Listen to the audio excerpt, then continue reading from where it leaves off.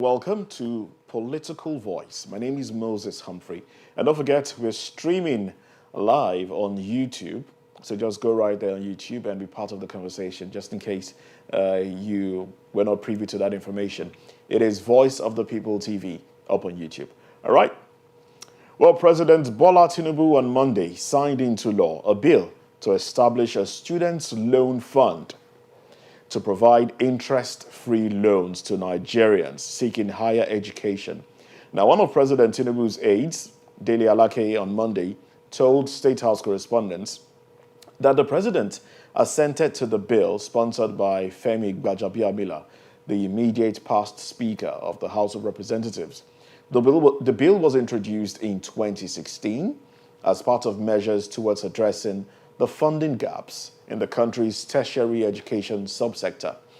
Well, Gbajabiamila has now been appointed the Chief of Staff to the President. The bill is titled Students' Loans Access to Higher Education Act 2023.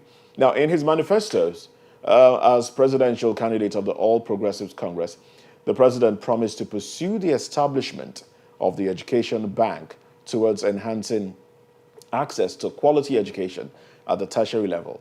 But not all stakeholders share the government's optimism. The Academic Staff Union of Universities, ASU, is of the view that the bill was another step in government to hands-off funding of public education. Well, I'm not alone on this conversation, of course. I have joining me virtually Abiodun Eshet, who is a gender rights advocate and a feminist. All right, good morning to you. Welcome, Abiodun. Yeah, good morning. Thanks for having me. All right, so now let's start by asking, what does this law do to the right to education? Yeah, simple. It helps everyone, gives people an equal right to education. Okay. To me, yeah, because a lot of people, education has become expensive in this country. Quality education has become expensive. But with this bill, it gives everyone an opportunity to have a good education and be able to pay back at a good time. So everybody have the right now to education and a good education. All right. Now, can we start by defining what this law is and how it works exactly? You know, one of the key questions is about access. How can the poorest access this money without knowing anybody? Do you think that would play a role? That's two in one question there. Yeah, and the policy has its frameworks and also its criteria and also some of the things that you have to go through to qualify to the loan. First on the list is, your family must have an annual income of less than 500,000. So once your family has an annual income of less than 500,000, then you are one step qualified to apply for the loan. And some of also the things you have to also put together is the fact that you have to pay, you don't pay the fraud and previous loans from or be found in doing examination malpractices or drug offenses or because any form of malpractices in the past. So to show that yes, you're in the good picture, you're in the good on the good path for that loan. And also one of the other criteria that you can, one of the things you need to submit for the application is also to present two civil servants as a guarantor for you, making sure that you're able to repay back the loan at when due.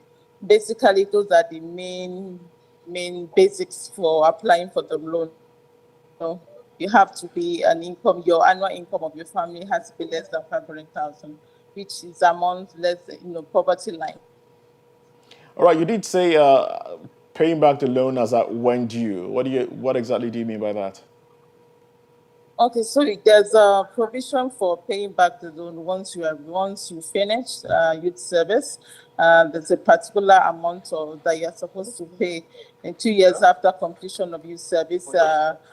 Maybe direct deduction of 10% from your salary source from your employer. There'll be a negotiation with that. Once you gotten an employer 2 years after your NYLC, 10% will be deducted from your salary.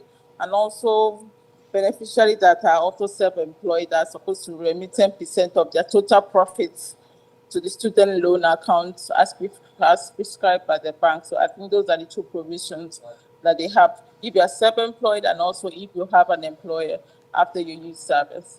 If you're self-employed, those are conditional statements. If you're self-employed or if you have an employer.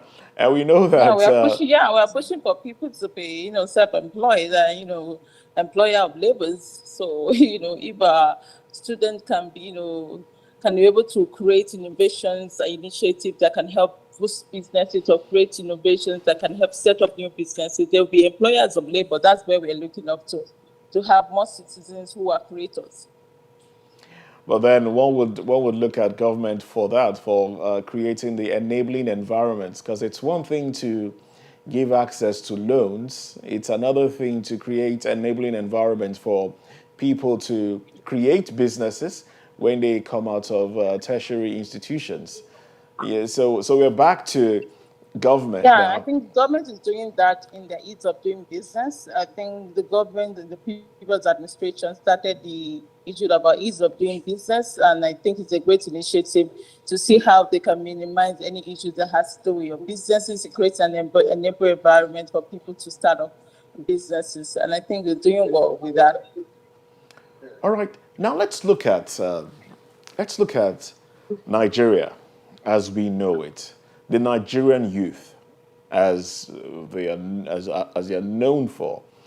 Now, do you think giving access to loans will be enough spur to enough reason to spur anybody to get into education when we have an inherent problem of Nigerian youths wanting to make money really fast and then going into other things, and then the desire to want to show off, or a desire to pepper them, as it is put on social media.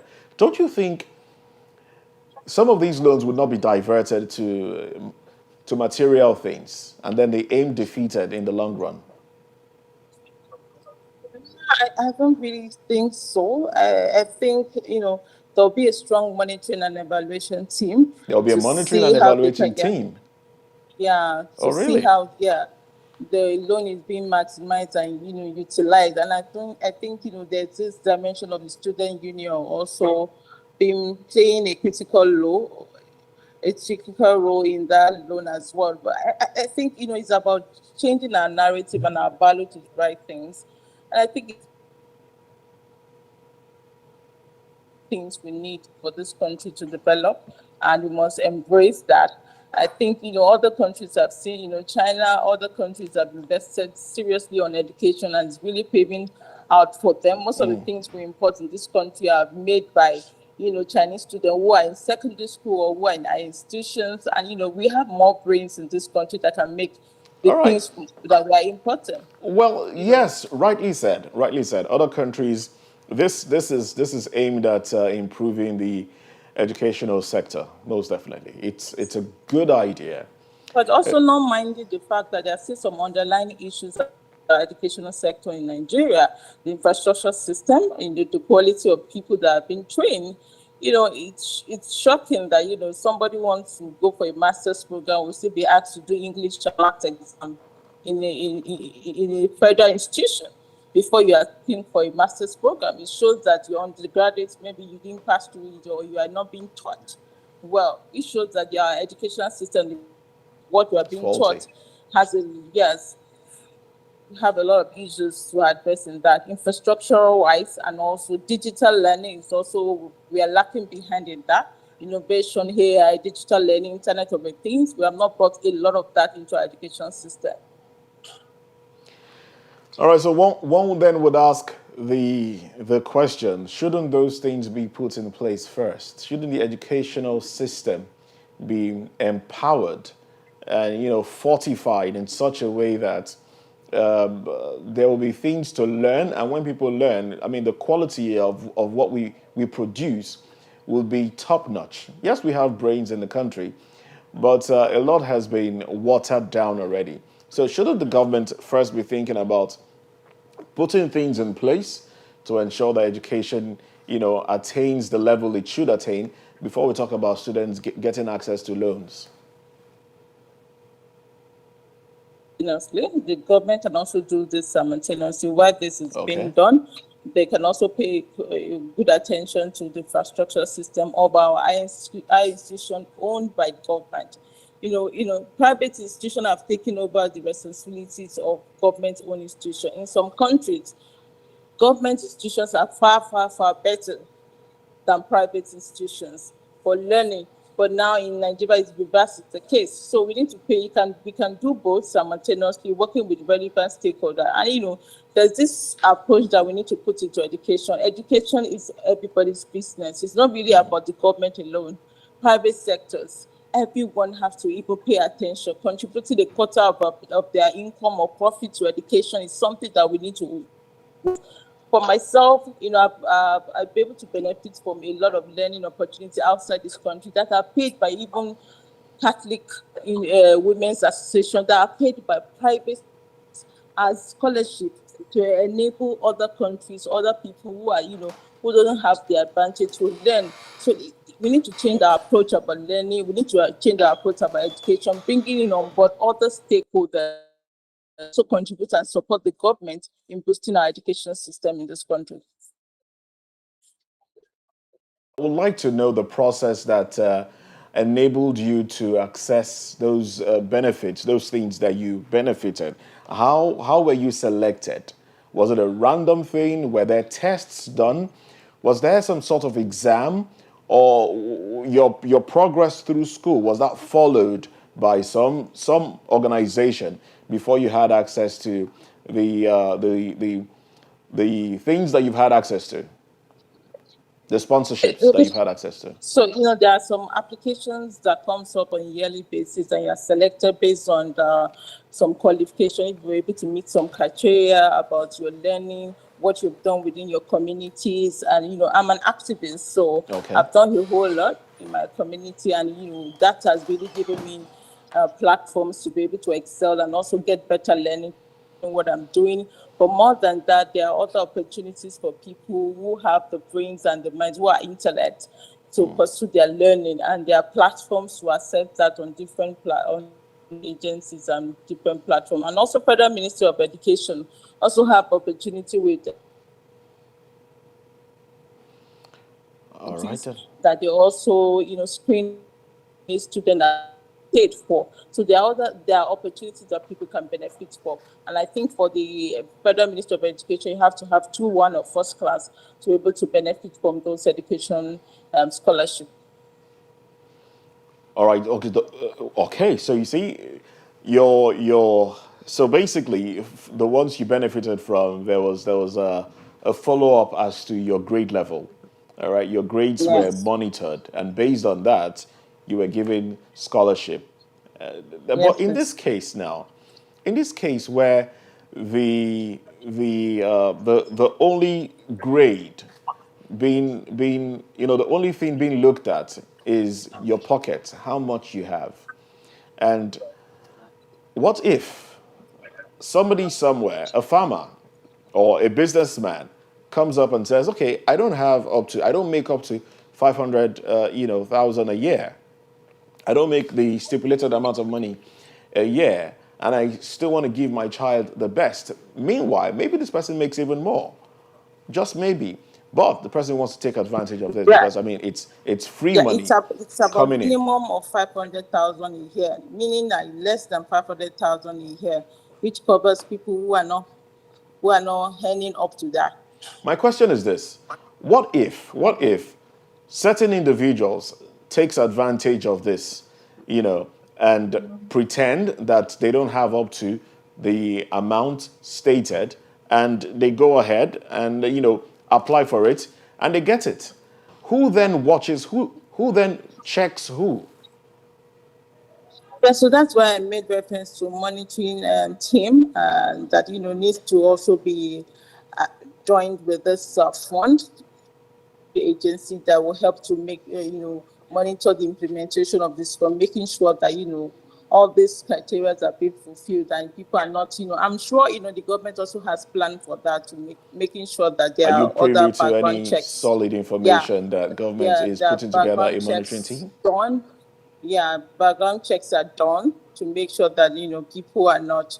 But it's all about also our value to education in this country, and our value. A lot of Nigerians are brilliant. They are bright. Looking, for instance, you see cowbell competition in secondary school or in a math competition. You know how much they are given for the first prize. But look at Big Brother Africa. You know how much the first prize is given. Our priorities changes, and you see how many followers follow each of these different platforms. So we need to really change our orientation and our attitude to education, and let's value what's you know things that can help promote us, not things that we can't really aim much in it. All right, then I was going to ask the question: are you privy to any arrangement by government to establish a monitoring team to monitor Now, I think the it's part of the package. I know where the Badabia Miller sponsored this bill, and I'm very sure of his expertise on that. And I think when the bill is going to be thing or monetary agency to make sure that everything the fund to the right directions, and there's no, we are key on reducing corruption in this country, and I'm sure that will be considered as well. All right, I'm then. not privy to any information on that actually. Okay, so now, where do you think there were consultations and feasibility studies carried out on this giant leap within the last 2 weeks? I mean, this government is pretty much new in office. Were there consultations? Because we're having NANS fighting against having ASU being on the board. Now, did the president consult before signing? And how does government plan to measure the effectiveness of the policy? I think before any bill is being drafted, there must be consultation, there must be parallel thinking, there must be different consultations at different levels. Those are some of the steps towards drafting any bill. So consultation must be a key thing that must have been done. Maybe not all the stakeholders were consulted, but I'm sure consultation was done before this bill was drafted. So it's not something that you think just happened within the blues like that. It has been things that have been taught over and over again as one of the options to make our educational system better off. So I think consultation must have been done. We may not be on the same page about agreement or people that has to be on board, but it's something that with deliberate dialogue with all necessary stakeholders, things like that can be solved. And it's about government being at the center stage of managing this relationship. So I think at that point, there's nothing that can be solved when there are deliberate dialogue between all relevant stakeholders who have to be on page. I don't see any reason why HASU should not be there, since they're a major stakeholder when it comes to education. And I don't know, the issues the NANS will have with them. But, everybody can be brought on the table for them to really their say and also reach a compromise. All right then, a good thing indeed, but questions would always arise as to the workability of it. Now we do know that it's similar to what exists in some other parts of the world. Now let's bring it down to Africa. This kind of scheme exists in South Africa. It has a name. I think in South Africa they call it the National Student Financial Aid Scheme, NSFAS. Now, Nigerian children whose parents have, for the scheme in South Africa, it pays for the beneficiaries' tuition, it pays for the accommodation, it pays for books, and then gives them monthly upkeep stipends, and then the beneficiaries start paying back when they start working. All right, so these things, there are things outlined: tuition, accommodation for books, and then pocket money, basically. How is this different from what we are introducing in Nigeria? Because what we are introducing sounds a lot more like you just go to the bank, you state an amount that you can, I mean, you state the amount, and some paperwork is done, and the bank gives you the money. So how you now distribute it into accommodation and books and feeding and other things is not outlined.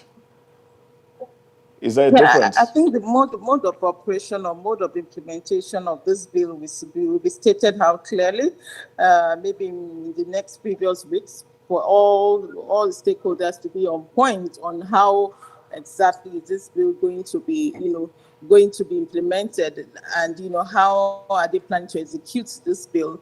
Because some are saying it sounds like just an institution, just to pay for your school fees and other things, but how is it going to capture other things like the accommodation of the books? We're not so sure of how much is going to be released at what tranche, for the first tranche of payment. What kind of amount are we hoping the student will get, and does it depend on their level of or the class of their school? If it's a Other university courses. or polytechnic, we don't know about all those until we have the guidelines stated out from the agency responsible for the implementation of the bill. So it's something for us to look up to. But it's also a better opportunity for us to raise our awareness to make sure that all these our concerns are being captured when the bill is about to be implemented. Also reaching out, and I think this is a good platform to reach out to the stakeholders to understand, okay, is this student loan also going to capture all this, and also understanding the fact that the standard of living is now high with the subsidy removal that's been done. Have they considered this in the student loan? Because if a student wants to rent a house, you should know what amount is going to rent the house and the books and everything. So with the removal of spoil subsidy, it has really increased a lot of things, but about inflation in a lot of things. So that will also be considered in the implementation of the bill. It's something for us to keep talking about so that the implementation agency can also put that into account when they are trying to implement it. But I'm sure, they're working out things on the process of implementation, and more public consultation as well will be done. All right, then you're sounding, like you're very okay. Now, I have a worry. All right, we know how elections have been conducted in the past. When it comes to electioneering, we see an infiltration of non Nigerians, accused of voting in Nigeria's elections. We see people like some people from Chad or Niger coming into Nigeria to vote. Now, do you think there'll be a way to differentiate between Nigerians or Chadians in accessing these loans, or are we going to see? Are we likely to see a situation whereby non-Nigerians will have access to these loans because we don't even have we've not done the census yet, and we don't exactly know how many we are in Nigeria.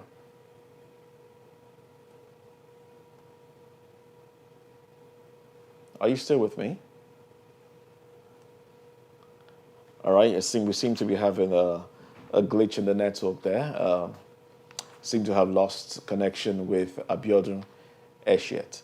Well, we do hope that we re-establish connection. And I also have, we're expecting another guest to join us on the show as well.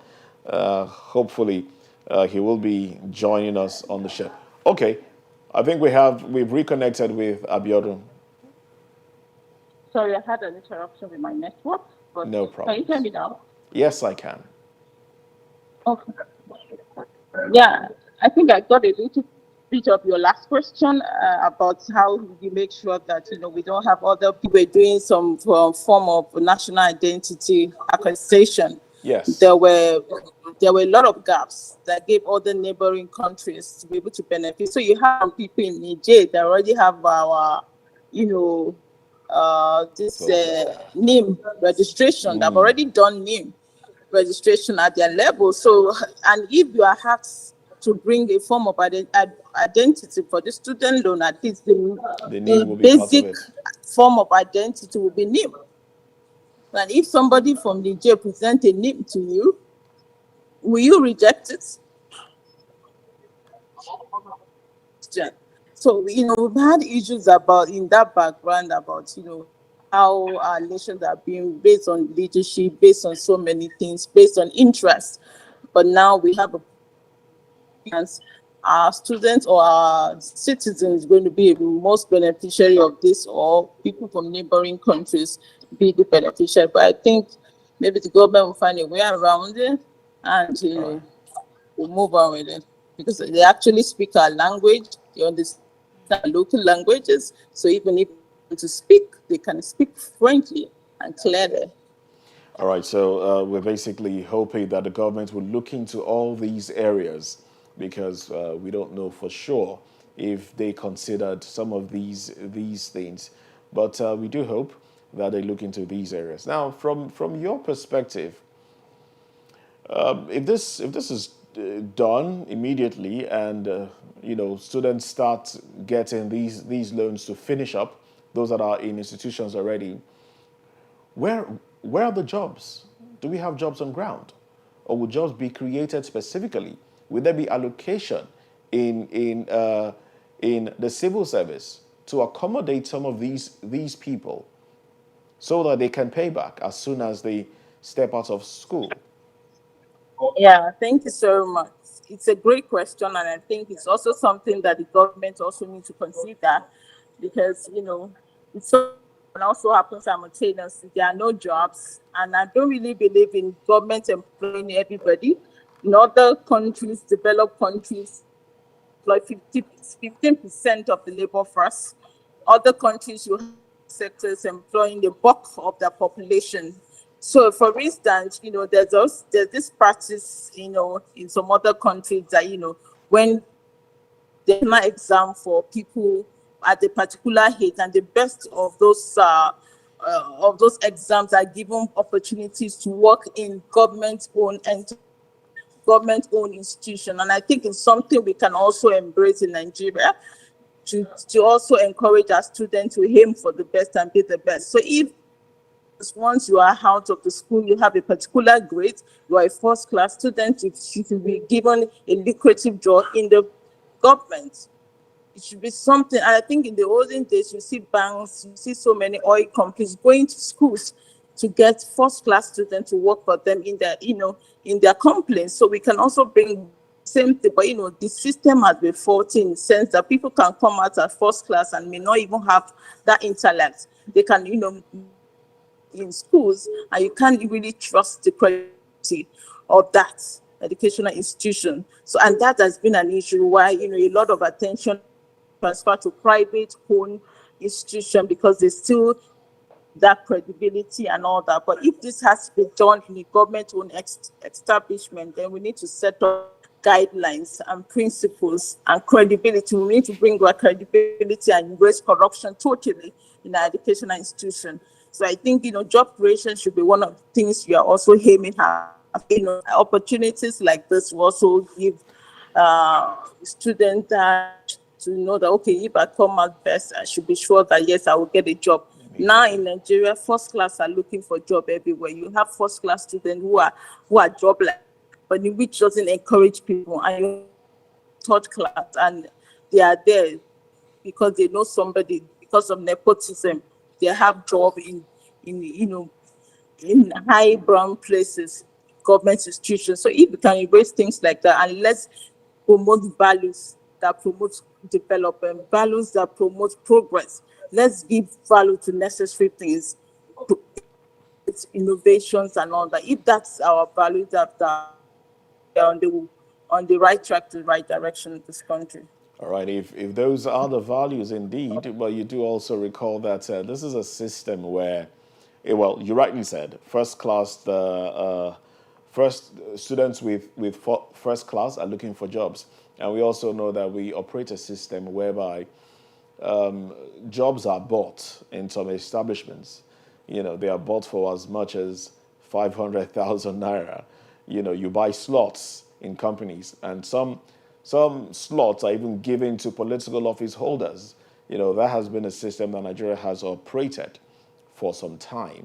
Don't well, we don't know how this will now work. Talking about providing jobs for people that are deserving of it. Oh, well, now let's also look at gender. We do know that in some parts of the country, the female gender are very minimal in educational sector in some parts of the country, the north being, at the center of it all. Well, that is gradually changing. That's gradually changing. And also, we know there's been unrest in that area with girls being kidnapped, and that in itself has affected the desire to want to go to school in those parts. What is your organization? I believe you belong to an organization, an NGO. Now, what is your organization doing to ensure that the female child is hugely represented and are able to also collect some of these loans? Okay, thank you very much. So the issue about gender is not just something now. It's been an issue that has been operating for centuries, for decades, and is actually tied to our cultural beliefs, which has made it very bad to eradicate in this country because of our cultural perception or cultural tied to gender and the gender role we ascribe to a female child. So in a particular family, most families in a particular region, child is meant to be in the house, do things that have to do with the house, and there's no need investing money because of our religious value on it. Because your religion say at this particular age, they can be married off, or at this particular age. So some people don't see any interest in investing in education of a girl child, and that's been our problem. In Nigeria, 60% of out of school children are girls, which shows that we really have an endemic situation to address in this country, or call it a state of emergency on girl child education in Nigeria. So there's a lot of things that will be ongoing by different organizations, including organizations, to call the attention of different policy agencies, different government agencies, different stakeholders' attention on girl child education, and start in different angles. It's not only government change this narrative, even if government provides on, you still have to go down to the family that's still being binded by these cultural beliefs and no. You need to change section their perspective about this issue and also encourage them to encourage their child to go to school. Even when it's there, we still need to reach out to families. We still need to change our way of socializing our children to be able to embrace equal education and equal right opportunity for both girls and boys. So we go into the communities, we go to make religious leaders, cultural leaders, to sensitize them about gender issues, to sensitize them about rights of a girl child, to also embrace the fact that a girl child is also a human being and she deserves the best, bring the best development, and but the same way a boy child can also bring about development. So we go about sensitizing people, and part of the also done is also working with other organizations to propose gender. Some were rejected at the last assembly, but we have hope that this 10th assembly will also review some of those gender bills. Those gender are supposed to create an enable environment for our girl child also to go to school. So we are hoping with these laws and policy and also awareness creation, it will help in really changing the perceptions about, girl child education, also providing enough opportunities and enough infrastructure within our school. For instance, our girls find it difficult to go to school when they are having their menstrual period, especially in the public schools. So, and most of the public schools don't have wash facilities. I mean, water, hygiene, and sanitation. They don't have wash facilities in their school. So how do you want to encourage your girls to go to school? Some of them misses their exam. But if they should go to school and they are staying, they are being embarrassed. So how are we training our boy child? When you see a girl that is being stayed, are you supposed to laugh at the girl or go and get the pad or go and get the tissue for the girl to clean up? The way we socialize in our community, when they see a girl child that is being stained, they will take their start videoing her. That's the best some people can do. But have we started narrative, socializing our communities, creating more awareness about this orientation of people finding their orientation towards this? embarrassment and bullying like that can make child to stop going to school forever. Things like this can prevent a girl child from going to school. So those are the underlying issues, and that we need to address. Also, we can't do bring the religious leaders along. Okay, you have so many quotes in your holy books, holy this, holy that, that are saying, okay, women. How are you interpreting this to your congregations or to members of the religious organization to understand that give women the opportunities and the platforms that they man deserve? So, there are a lot of angles to address this, and we're trying our best to also do the same to see how we can also address situations. Well, I see that's your area of specialization. So I understand the passion with which you have spoken about it. But I would like to look at it from this perspective. I would like us to look at it from this perspective. Do you think the kidnappings that has gone on for quite some time in the north would not be discouraging for young girls especially now, from going to school, and will that not have a ripple effect in them accessing these loans to, further their education? I think the kidnapping is one major issue, and it's also really affecting the way women even going to school. It's one of the things that the government is also trying, bringing insecurity. Previous decades, we didn't talk about security in education, it was security in health. But now I think security is a whole part of our daily day-to-day activity due to terrorism areas. Now we're thinking about security as a major issue when we are talking about other sectors of our life now important.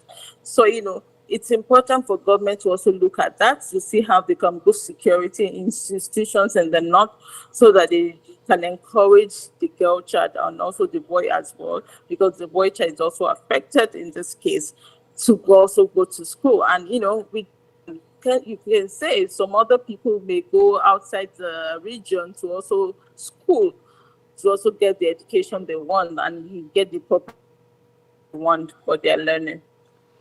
All right, now let's look at the loan again. Accessing the loan to attend. Do you think there is that possibility, knowing that a lot of people, those most of those that attend state-owned schools are those that really do not have enough means, because attending private universities can be pretty expensive. So do you think this will not be an opportunity for people to take the loans and then go into private universities, knowing fully well that state universities are prone to strike actions, which of course will, hinder, uh, which will cause a delay in the time of completion. So, is there a possibility Yeah, that? I think part of what this new administration, I know I've looked into the renewed hope manifesto, and I've actually dissected this part. I think part of the plan of this new administration is to address the issue about strike action, making sure that you have a school term of 4 years, then you finish in 4 years. And I'm sure for him sitting that, he has also planned, things to do to address strike action. And one thing we must also note: most of the people in our National Assembly, most of the people in government today benefited graciously from Nigerian government. Most of them went to Nigerian government institutions. And when they went to the institution was solid. It was up to date. I agree. One of my older parents were telling me, they serve food for us like kings. You go, you take a tray, they serve you differently. You are in school, you're enjoying learning. Those people in government today benefited from this learning. So how did we get into this state that our education system have crumbled and we need to call a state of emergency on the education system? It's because the structure and system collapsed. won't be able to match even with international standards. So we need to look at a lot of reforms within our educational system so that, we put our educational system up to a standard. Most of the people that go into the public schools today are people who are, their parents are, are not earning well. That's when they're in the public school. If for children that their parents are handling better, they go to a private institution, finish their school, and they're out. And you have the best brains in the public institution struggling to finish a 4-year course in 8 years. You know, and issues like this need to be addressed by this government critically, while this loan is being implemented, so that they look into all the structures, look at the issue ASUS is raising, look at the issues different stakeholders are raising. How is, ASUS is asking for so many issues. This one, yes, issues that affect, education system, our learning. We keep asking us to, okay, all this money you're asking for, this money you're asking federal government to pay, is it affect the structure of the institution? Is it going to affect the way you're teaching your student, or is it about just your salary that is not being paid? Things like this need to be critically analyzed, because a lot of people are not talking about structure in how digital is our learning now. Most of the schools that are abroad don't really, everybody is not going to school thanks to COVID-19. People are now learning a digital platform. How have we embraced this in improving our learning system? How have we even developed a learning of our schools or learning system of our institutions? How have we upgraded the learning environment of our schools? How many of our libraries? Now look at the National Library. Has it been completed in 10 years? It's still under construction, which shows our values and priority to learning. National Library is not constructed in years, and we keep changing one government to another. It shows our value system to education is so poor. So we need to really change our orientation about value, and the government needs to realize things, all these issues that we're addressing, so that it can be on top of its agenda concerning this school loan. All right then. Now we know that there's been loan schemes introduced by the government in the recent past. Trader money was one of them. Are you privy to any information as to how much that has been paid back? I mean, for the market people that collected trader money, have they been able to pay back the monies taken? Because we need Yes, to look not at really the sure. success of that The one, only thing, because we have to look yeah, at the the only thing success of that one to to see determine was the the success of disbursement. this one. Go Yeah, ahead, please. thank you. I'm not sure how that has played out, because I think it's time for us to now assess it before we initiate another policies that looks similar, or we'll be able to on what are the SWOT analysis, the strength, the weakness, the opportunity, and threats to initiatives like that, so that we'll know that if we're bringing on board any new initiative, then we need to look into all these critical observations that have been raised in past, initiatives. The only thing I've seen about the market money disbursement that's been done by the past vice presidents in the different markets, and really basically that's it. We've not had much on the monitoring side of the initiative, which I think the government should make open to people, so that we can critically analyze the success of.